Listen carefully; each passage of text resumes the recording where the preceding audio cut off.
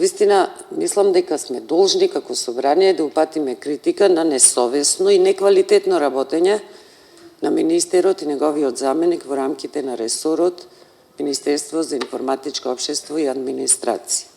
Ова веќе станува пракса.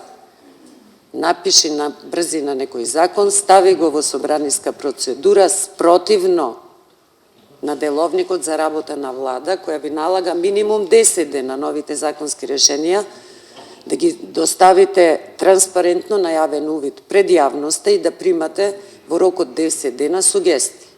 Кога ги ставивте на ЕНЕР, двата закони за административни службеници и јавен сектор, по 2 дена, само 2 дена беа јавно истакнати и веќе влегува во собраниска процедура.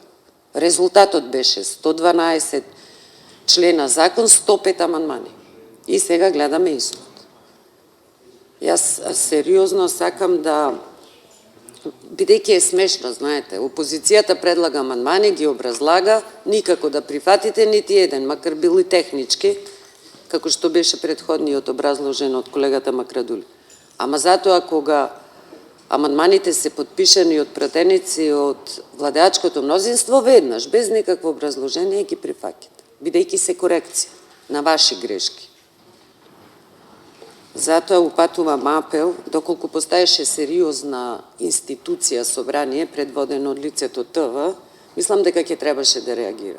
Пракса е, вие сте по мене најслабото министерство кое навистина веќе во пракса ни предлага недоволно изготвени и финализирани закони, па се обидувате после на мала врата преку подписи на пратеници од владеачко мнозинство да ви ги коригираат вашите грешки, што ги увидувате откако ќе оставите законот во собраниска процедура.